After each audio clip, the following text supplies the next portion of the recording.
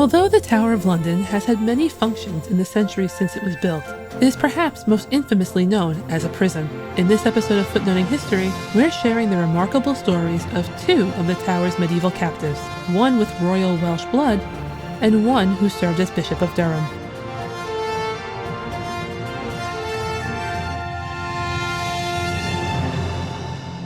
Hi everyone, Kristin here. If you're joining us around the time this episode is released, welcome.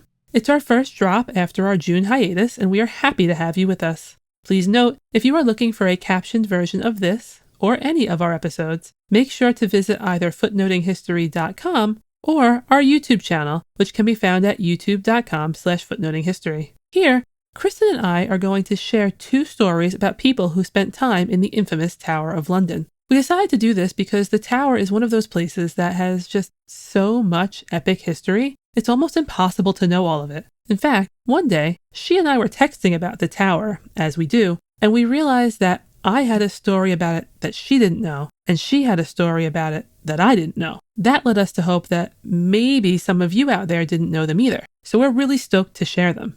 My story has been on my mind since I was gifted my first Sharon K. Penman novel, Here Be Dragons, which alerted me to the fascinating and complex history of medieval Wales and its princes. I've talked about how being introduced to her fiction right before college influenced why I studied medieval history before, and I've even done full episodes based on events I first encountered in her books.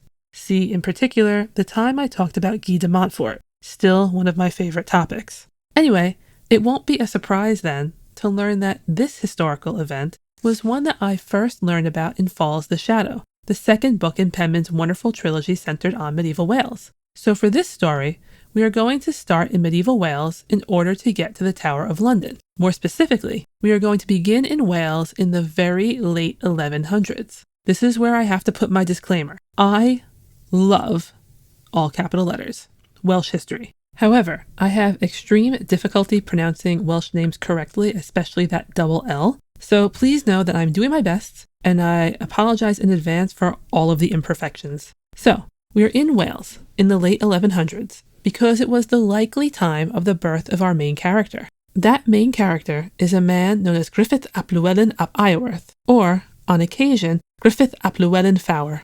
If Welsh naming practices are confusing to you, that's okay. What you need to know is that ap or ab between these names means son of. So for Gruffudd ap Llywelyn ap Iorwerth, it means that Gruffudd was the son of Llywelyn, who was in turn the son of Iorwerth. For the second version of his name, Gruffudd ap Llywelyn Fawr, it's a variation on the theme. Here, instead of listing multiple generations, the use of Llywelyn Fawr drops the mention of the grandfather and uses the word Fawr, which translates to that Gruffudd's father was called Llywelyn the Great. I like that last one for our purposes because it tells you that Gruffudd's father was a really big deal. One doesn't get a name like Llywelyn the Great by sitting around and doing nothing. In the late 12th century, the Welsh had their own rulers and their own laws and practices. 3/4 of Wales is surrounded by water, leaving it with only one land neighbor, England. While England's rulers were already trying to increasingly encroach on and forcibly take over Wales, they wouldn't fully succeed in this until after our story ends. A big part of the reason why the Welsh were able to fend off the English for so long was due to the actions of Gruffudd's father, and even earlier ancestors. Today, it's important that you know that Llywelyn was the grandson of the ruler of Gwynedd, which is northern Wales. As he grew, Llywelyn made his mark in the Welsh political landscape, working to gain power held first by his grandfather and then by his uncles, and expanding his influence until, well, he became the most powerful prince in Wales, and his eldest illegitimate son was our Gruffudd. In Welsh practice, it must be noted, illegitimate status did not automatically bar you from a nice share in the inheritance when your parent passed. Now, Gruffudd's father not only consolidated power and extended influence in Wales, but he developed a necessary, though rocky, relationship with his neighboring king to the east, John. This relationship included solidifying recognition of his power in Wales and marrying John's illegitimate daughter, Joan. Yes, this will be important quite soon. My favorite fun fact about Gruffudd is that he appears in the Magna Carta. Llywelyn's relationship with his father-in-law John was not permanently on the up.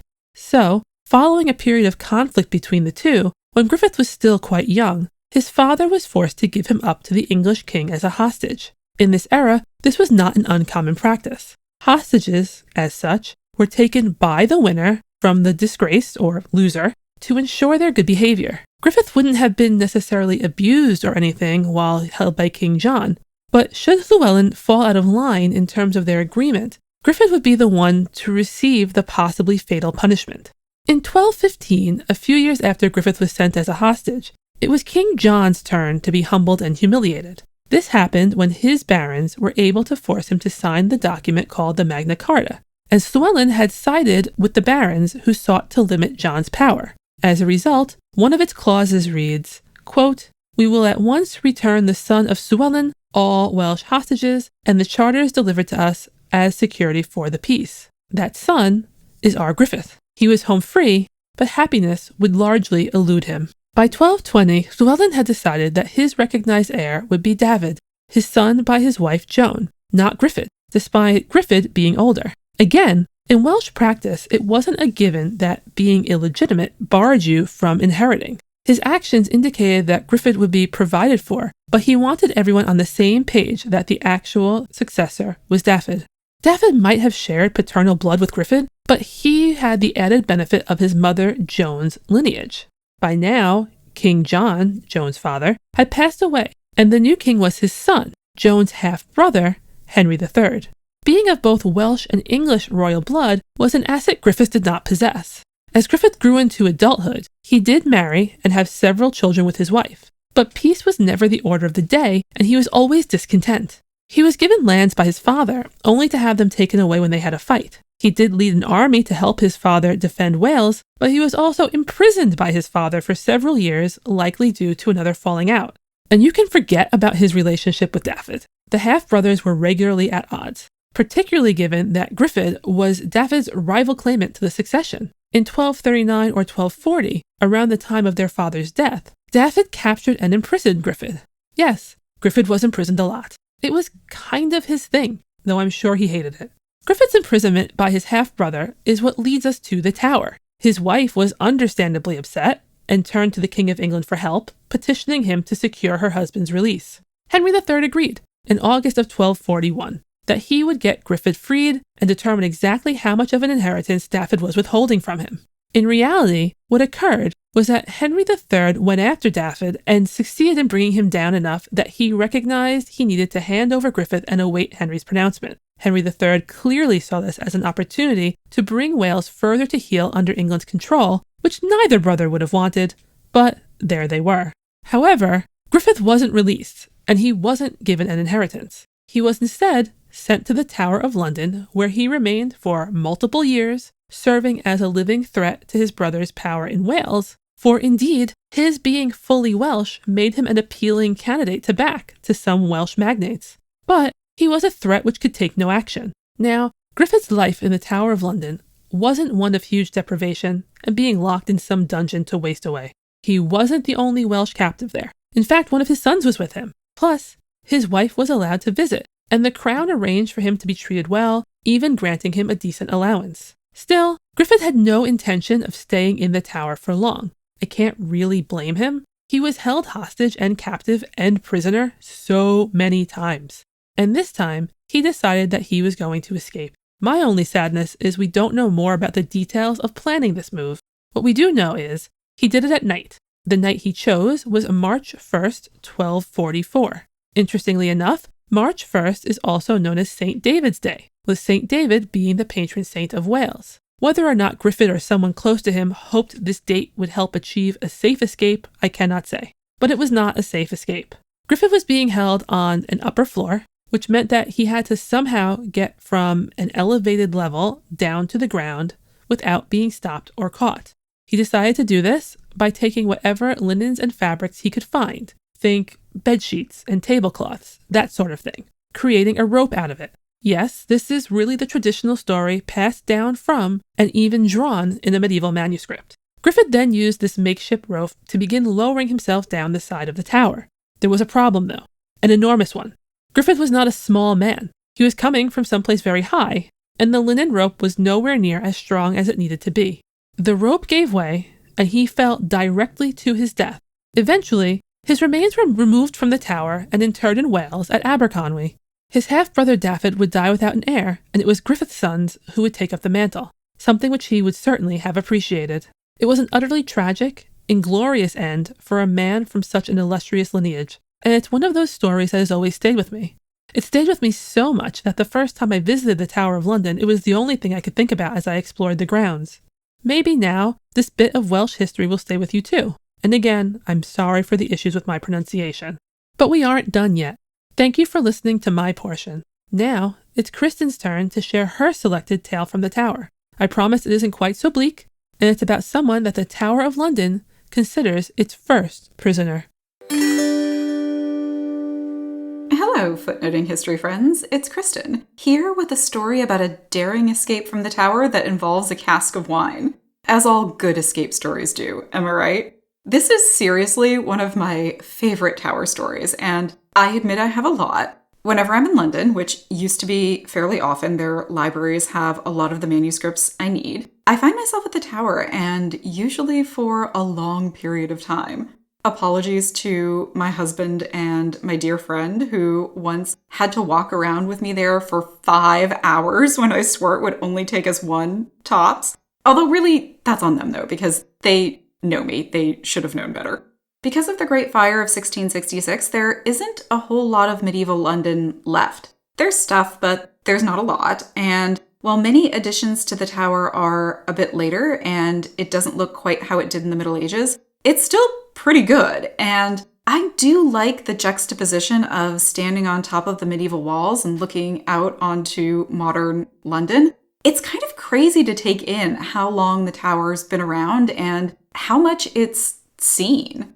The story I'm going to tell you today is part of that medieval history and happened when the tower was just a baby tower. And it happened in the oldest permanent stone structure of the tower. This first structure would later go on to be called the White Tower after 1240 when it was whitewashed by Henry III. And it's how it's generally referred to today. It's classified as a keep, which is a type of medieval fortification. And it has 4 square towers at each corner. The White Tower was originally constructed in stone on the site of a previous wooden one, sometime in the 1070s. And it's pretty impressive now, and it definitely was then too. This bad boy is 90 feet tall and 118 by 107 feet in area. It was pretty state-of-the-art when it was built. There are these massive stone fireplaces along the walls of some floors, and the flues were designed to hide the smoke so that approaching ships wouldn't know if anyone was home from a distance. There were also garderobes, which were medieval latrines that went right into the moat and the Thames, so it did not smell great, but was convenient for those inside. Mostly it served as a royal residence. It had a Romanesque style chapel inside, business happened there, arms were kept there. There was just a whole lot going on in the early part of the 12th century, which is when our story takes place. This particular prisoner of the tower, Ranulf Flambard, has sort of obscure origins, as so many medieval people do. You often get a question mark or a C when sources provide his lifespan because we really don't know when he was born. Maybe sometime around 1060, so just before William of Normandy's conquest of England in 1066, and about 15 years before the construction of the tower in which he would be held prisoner. Flambard is actually a nickname. It means fiery, and so apparently our guy was quite the personality. The writer who gives us Ranulf's origin story is Odoric Vitalis, and I'm just going to call him Vitalis for short. Vitalis was an English monk and chronicler, and he writes a very famous text called the Historia Ecclesiastica, and this is where he talks about Ranulf. Vitalis says that our boy was poor and didn't come from much. He was the son of a parish priest from Bayeux in France, who died as a monk of St. Augustine's in Canterbury. And before you clutch your pearls, it's the later 11th century, and clerical marriage was still kind of a thing in the Roman Church, even though it was slowly starting to be phased out at this time. So that Ranulf is the son of a priest turned monk was not that big of a deal. And actually, Vitalis was in a similar situation. And so was Ranulf himself, but we'll get to that. Vitalis does, however, say that Ranulf's mother was a sorceress, so take that for what you will. And also that he had two brothers named Geoffrey and Fulcher. Ranulf seems to have been something of a smarty pants. He started off being educated as a cleric in the court of the local duke and then moved his way into the royal court of William I, aka William the Conqueror. By 1085, he was in England and was promoted to the keeper of the royal seal. The famous Doomsday Book, which probably should be its own episode, says that Flambard had 2 churches in Surrey and a bunch of other estates scattered around England, so doing pretty good in the 1080s, that scrappy guy from Bayeux. Studying works, kids. Things got better for Flambard before they got worse. Under William Rufus, the Conqueror's heir in England, who was not, fun fact, his eldest son, under William Rufus, Flambard grew more influential and he continued to do well for himself and kept acquiring lands. And this guy seems to have been all over the place. He was acting as a judge in places. He was the head of both secular and religious royal households. He acted as regent for Rufus when he was in Normandy in the later 1090s. All kinds of stuff. There is some disagreement over whether or not Flambard held an actual named royal office, but he is described as the king's chief financial and legal guy. He was the king's chaplain. Lots of good things going for him. And not everyone was happy for him, either because he was kind of a jerk, like Vitalis says, or because they were jealous. I guess it doesn't have to be one or the other. Lots of people do accuse him of being an extortionist, and he liked to raise taxes, and did some questionable things regarding the pay of Englishmen providing military service to the king. Historians are not so quick to just believe all the bad things that Vitalis et al. Had to say about Flambard. And Richard Southern, who was a very influential 20th century medievalist, did some really interesting work on Flambard and his role in early Anglo-Norman administration, if you're interested. It's listed in the further reading for this episode. But a lot of people at the time, at the turn of the 12th century, definitely did not like this guy. And probably he took a lot of the brunt of what was a pretty corrupt reign for William Rufus. When the Bishop of Durham died, guess who got his job in 1099? Durham's big. It was an important diocese. It still has, a very impressive cathedral, though it did not look like it does today then. Flambard had to pay the king for the job, but Durham was a big prize, and it was worth it. And Flambard did do some good stuff for Durham. He is credited with being a major force behind building Durham Castle and fortifying the area. But then William Rufus died in a pretty suspicious hunting accident in 1100, and Flambard's biggest fan and protector was suddenly gone. The king died on August 2nd, and by August 15th, Flambard was arrested and taken to the Tower. The Tower, if you'll remember, was still new, and Flambard was its first prisoner. He was also the first person to escape.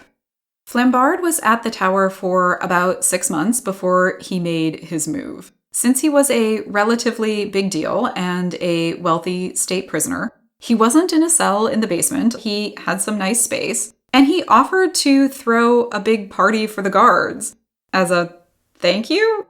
I don't know. And they didn't question it too much. He ordered several barrels of wine for the party. The guards got hammered, and Flambard was able to escape out the window using a rope that he'd smuggled in through one of the wine barrels. I'm not entirely sure who was helping him on the outside, but someone was waiting on the Thames in a boat, and away they went into the night. He took with him his crozier, his bishop's staff, and his mom. Not everyone believes this story, which was, of course, told by Vitalis. Historian H.S. Offler says it's, quote, pure Gilbert and Sullivan. But you will hear it for sure if you visit the Tower of London, either in person or via their website. It does sound a little too good to be true, but he did get out of there somehow, and man, I really want it to be this way.